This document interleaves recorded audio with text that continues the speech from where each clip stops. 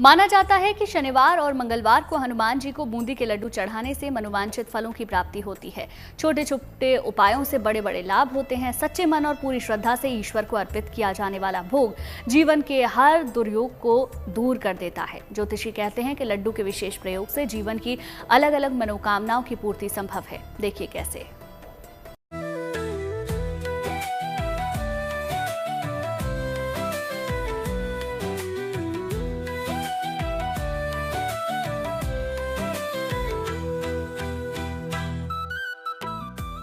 हर संकट का होने वाला है समाधान।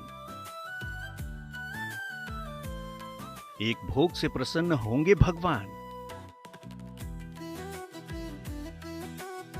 पूरी होगी जीवन की हर मनोकामना।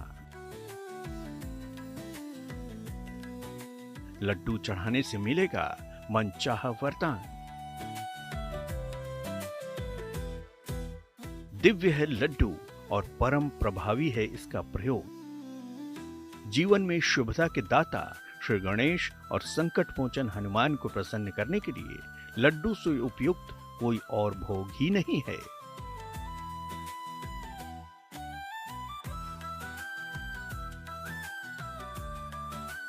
ज्योतिषी कहते हैं, यदि रोजगार से संबंधित कोई परेशानी है तो लड्डू के एक खास प्रयोग से आपकी ये परेशानी शीघ्र ही दूर की जा सकती है। कैसे, खुद देखिए। भगवान श्री गणेश को उतने लड्डू चढ़ाएं जितनी आपकी उम्र है। हर लड्डू के साथ ओम गम गणपतये नमः कहें।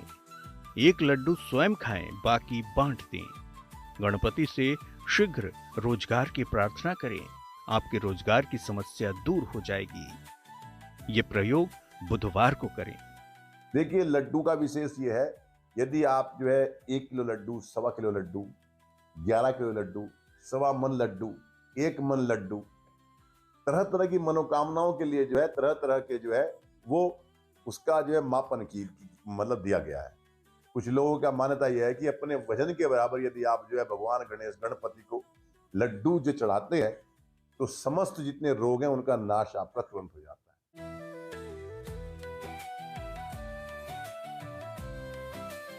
गजानन गणेश को परम प्रिय है मोदक, इसलिए ज्योतिषी कहते हैं कि मोदक का भोग लगाकर श्री गणेश से शुभता का आशीर्वाद मिल सकता है।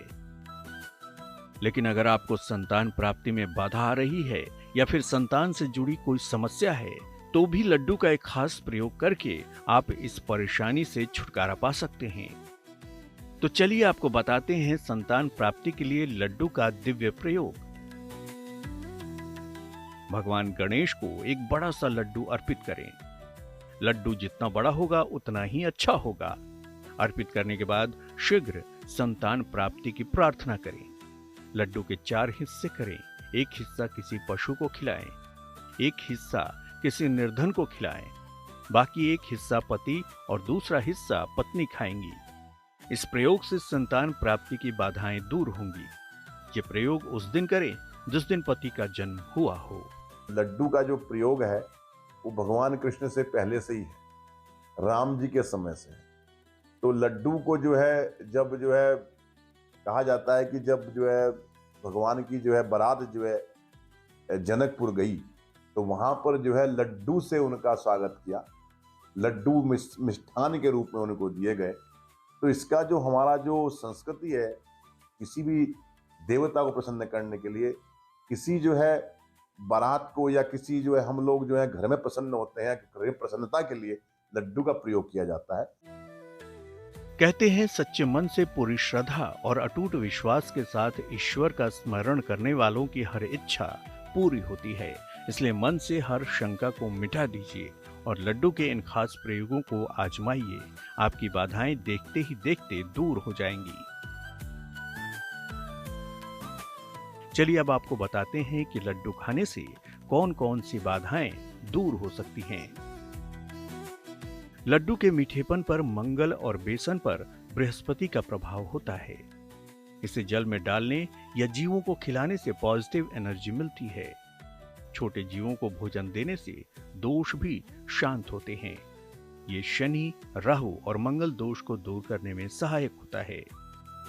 लेकिन आर्थिक लाभ के लिए कैसे करें लड्डू का प्रयोग, यह हम आपको आगे बताएंगे।